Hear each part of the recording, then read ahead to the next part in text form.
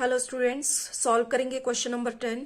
In figure you see the frame of a lamp shade. Lamp shade का एक frame हमें यहाँ figure में दिया गया है।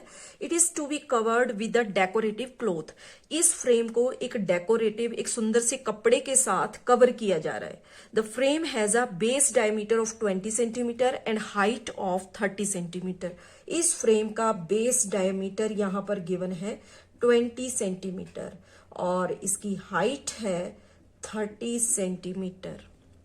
आगे a margin of 2.5 centimetre is to be given for folding it over the top and bottom of the frame. अब ये जो डेकोरेटिव क्लॉथ है इस फ्रेम को कवर करने के लिए जो यूज किया जा रहा है उसका मार्जिन छोड़ा जा रहा है टॉप और बॉटम में। कितना मार्जिन छोड़ा जा रहा है? 2.5 सेंटीमीटर। यानी कि उस क्लॉथ का मार्जिन टॉप और बॉटम में 2.5 सेंटीमीटर यहां पर छोड़ा जा रहा है। क्यों छोड़ा जा रहा है? ताकि उसके टॉप और बॉटम पार्ट को अच्छे से कवर किया जा सके। उस कपड़े को फोल्ड करके फ्रेम को टॉप और बॉटम से बिल्कुल अच्छे से कवर किया जा सके। आगे क्वेश्चन है find how much cloth is required for covering the lamp shade. हमें पता लगाना है कि उस लैंप शेड को कवर करने के लिए कितने कपड़े की जरूरत होगी।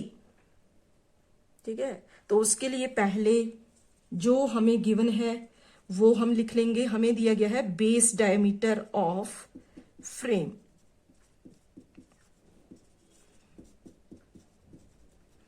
Is equal to 20 centimetre. तो जब डायमीटर हमारे पास है तो यहां से रेडियस फाइंड कर सकते हैं जो कि डायमीटर का हाफ होता है। डायमीटर डिवाइड 2, तो ये हो जाएगा 20/2। 2 1 जा और 2 10 जा, तो ये आ गया 10 सेंटीमीटर रेडियस ऑफ फ्रेम। आगे इसकी हाइट ऑफ फ्रेम h यहां पर गिवन है 30 सेंटीमीटर। क्योंकि क्वेश्चन में यहां बोला गया है कि जो वो डेकोरेटिव क्लॉथ है उसका टॉप और बॉटम में 2.5 सेंटीमीटर मार्जिन छोड़ा जा रहा है। ठीक है, तो हाइट है इस फ्रेम की 30 सेंटीमीटर, लेकिन कपड़े की जो लेंथ है या हाइट जो है वो टॉप और बॉटम में 2.5 जो है वो ज्यादा रखा जा रहा है, मार्जिन रखा जा रहा है ताकि उसके टॉप पार्ट को भी कवर किया जा सके अच्छे से फोल्ड करके और बॉटम पार्ट को भी उस कपड़े की फोल्डिंग से अच्छे से कवर किया जा सके। तो यहां पर अगर हम हाइट देखें तो हाइट फ्रेम की तो 30 सेंटीमीटर है, लेकिन टॉप पार्ट में भी 2.5 सेंटीमीटर मार्जिन छोड़ा जा रहा है और बॉटम पार्ट में भी। तो यहां पर दो बार हमने 2.5 को प्लस कर लेना है। 2.5 प्लस 2.5, तो ये हो जाएगा यहां पर 30 + 5 यानी कि 35 सेंटीमीटर। ठीक है, तो ये बन गई अब यहां पर हाइट। अब आगे जो कि हमें फाइंड करना है, क्या फाइंड करना है? Cloth required for covering of the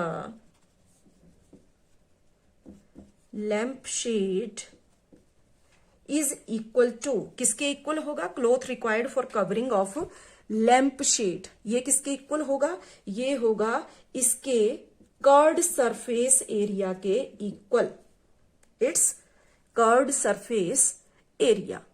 तो यहां पर कर्व्ड सरफेस एरिया के लिए फॉर्मूला हम जानते हैं 2πr h।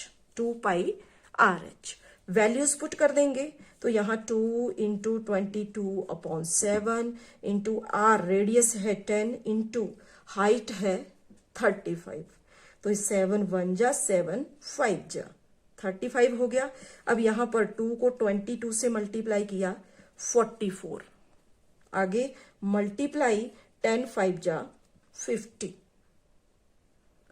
नेक्स्ट स्टेप में इन दोनों को मल्टीप्लाई करेंगे तो पहले 5 के साथ कर लेते हैं 44 को। तो 5 4 जा 20, 5 4 जा 20 + 2 22। अब यहां पर एक 0 है, लगा ली तो ये आ गया यहां पर 2200 centimetre square curved surface area.